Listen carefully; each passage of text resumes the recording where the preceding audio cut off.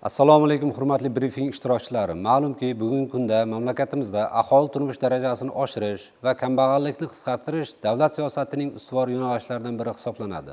Bu borada prezidentimizning 2024-yil 16-dekabrdagi videoselektor yig'ilishlarida banklar oldiga ana shunday vazifalar qo'yildi. Ushbu topshiriqlarni amalga oshirish maqsadida Mikrokredit bank tomonidan maxsus chora-tadbirlar dasturi qabul qilindi.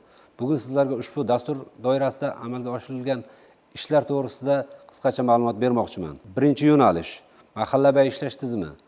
Bank tarkibida maxsus mahallabay ishlash bo'limi tashkil etilib, bankka biriktirilgan 26 ta mahallaga 7 nafar mahalla bankiri va 26 nafar mahalla agentlari ishga qabul qilindi. Ular orqali aholi ehtiyojlarini o'rganish va maqsadli moliyaviy xizmatlarni yetkazish tizimi yo'lga qo'yildi.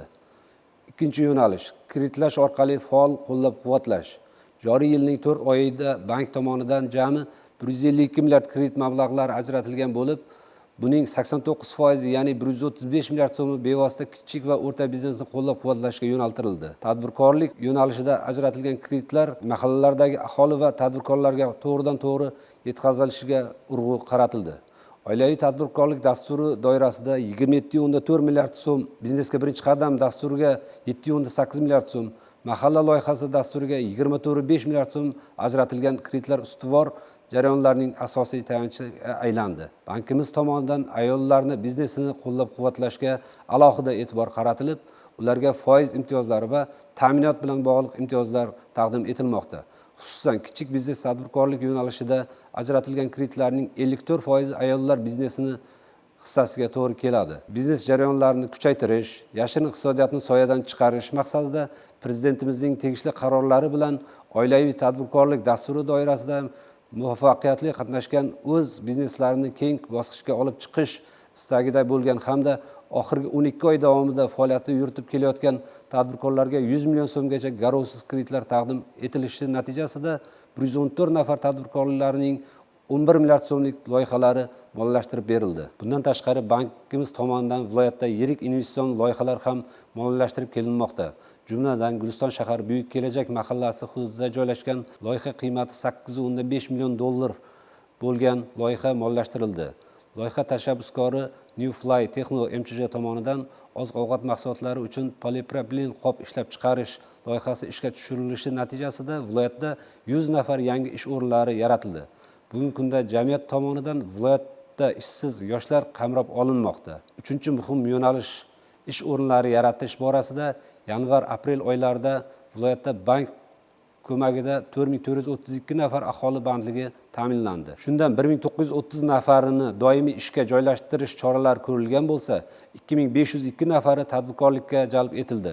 Xususan, Sayxunobod tajribasi asosida qiymati 12.8 milliard so'mlik, shundan 6.6 milliard so'm bank krediti, 412 ta mikroloyiha amalga oshirilib, 825 ta yangi ish o'rinlari barpo etildi. Qolaversa, biriktirilgan mahallalardan tanlab olingan xonadonlarning 164 tasi 3 turdagi tadbirkorlik yo'nalishlarini qamrab olgan. Moliyaviy paketlar yetkazib berildi. 4-chi yo'nalish bankimiz mijozlari bilan o'tkazilgan uchrashuvlar. Yanvar-aprel oyida bank mijozi bo'lgan 540 dan ortiq tadbirkorlik subyektlari bilan 36 marotaba uchrashuvlar o'tkazilib, uchrashuvlardan ko'tarilgan 152 ta murojaatlarning 150 tasi ijobiy hal qilinib, natijada 190 ta yangi ish o'rinlari barpo etildi. 5-chi yo'nalish ijtimoiy tashabbuslar.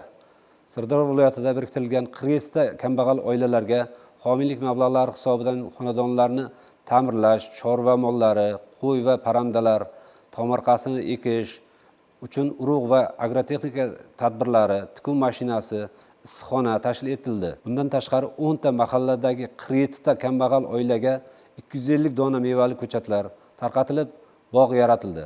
Bank tomonidan homiylik hisobiga Bayot va Sayxunobod tumanlarida tanlab olingan xonadonlarning oila daromadini yaxshilash, parranda boqishga o'rgatish maqsadida 2000 bosh parranda tarqatildi. Yil yakuniga qadar yana 5000 bosh parrandani homiylik hisobidan xonadonlarga yetkazib berish rejalashtirib olingan. Keyingi yo'nalish namunaviy loyihalar doirasida aholiga ijaraga berilgan 60 gektar yerda bir kontur bir mahsulot asosida dehqonchilik uchun 5 ta loyihadan yuqori daromadli eksportbop mahsulotlar yetishtirilmoqda. Ushbu konturlarda sug'orish tizimini yaxshilash uchun 200 million so'm imtiyozli kreditlar yo'naltirildi.